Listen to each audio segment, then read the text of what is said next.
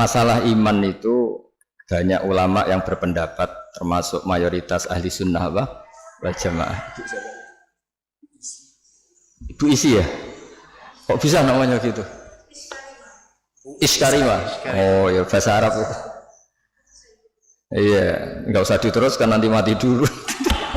Itu kan hiduplah secara mulia atau mati secara syahid. Begini ya, iman itu banyak ulama berpendapat, mayoritas ahli sunnah bahwa iman itu bisa naik, bisa turun. Tapi banyak ulama juga yang berpendapat tidak bisa naik, tidak bisa turun. Karena iman itu tasdek, tasdek itu membenarkan. Jadi misalnya gini, saya beri contoh ya. Ini misalnya, ini warna biru ya? Biru. Saya berkeyakinan pulpen ini biru. Ya sudah biru. Ketika saya tidak menggunakan pulpen ini secara baik, saya tetap berkeyakinan ini biru. Ada orang yang berkeyakinan ini biru dan memanfaatkan kebiruannya. Ada orang yang berkeyakinan air itu menyegarkan. Dan kemudian dia pas dahaga tidak minum. Keyakinannya benar, tapi dia bodoh karena sudah ngerti solusinya minum kok tidak mau. Tapi imannya masih benar. Kalau nah di sini banyak ahli sunnah wal jamaah. Orang percaya kalau Allah itu Tuhan, Muhammad adalah Rasulullah wa Habibullah. Tapi dia nyuwun sewu tidak sholat. Menurut pendapat ahli sunnah wal jamaah, dia tetap entah kapan tetap masuk surga karena dia tetap iman.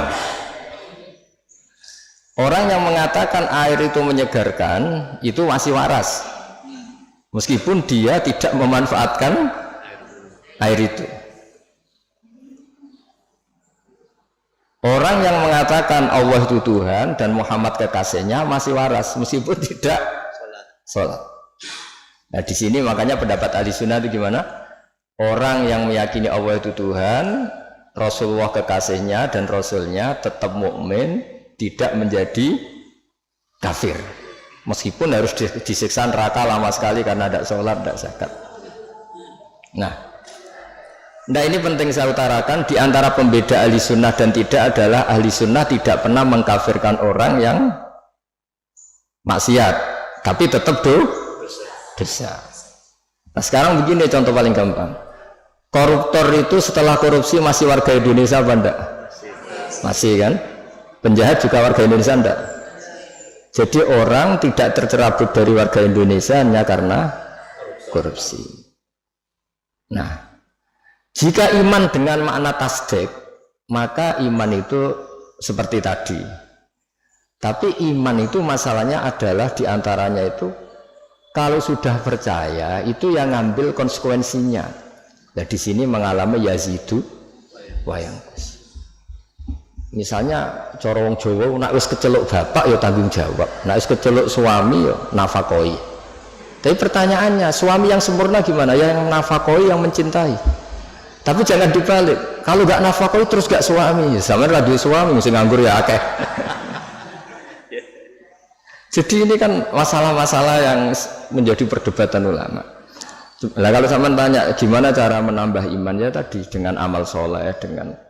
Tapi saran saya di atas amal soleh itu ada yang namanya akidah, cara berpikir. Misalnya begini, saya ini sebagai kiai itu ya kadang-kadang takut mati, tapi kecil sekali saya takut mati karena setelah saya berpikir, dulu saya itu nggak ada, saya ini kelahiran tahun 70, sebelum tahun 70 itu saya tidak ada, tahu-tahu ada.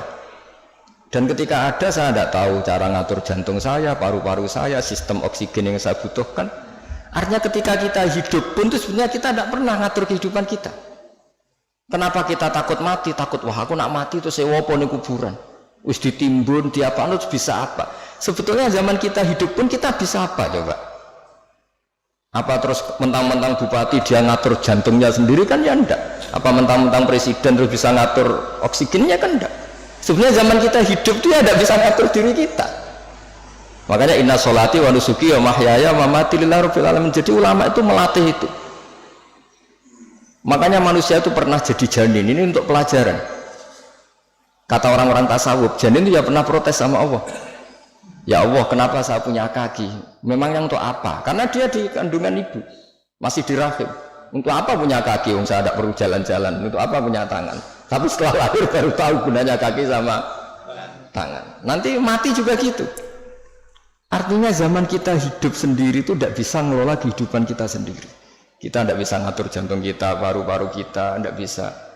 Tapi gara-gara keangkuhan kita, seakan-akan ketika kita hidup itu bisa menentukan semuanya. Padahal tidak sama saja.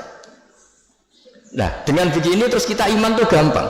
Ya sudahlah, paling mati seperti itulah. Saya zaman hidup ya tidak ngerti cara ngatur hidup. Toh nyatanya hidup paling pas mati juga Allah cara ngelola kehidupan kita setelah mati. Ya sudah. Saya tuh bayangkan gini Pak Arifin, saya pernah ada sekumpulan dosen ngaji saya di Jogja. Tak jawab itu sampai banyak yang nangis. Saya bilang gini, andaikan Anda jadi Tuhan, susah mana mengembalikan orang seluruh dunia hidup lagi sama bikin Nabi Adam. Karena ini banyak yang ilmuwan biologi, susah bikin Nabi Adam.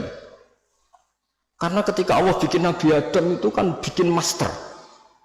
Di Nabi Adam itu tersimpan miliaran atau ratusan miliar orang yang akan hidup ila yaumil.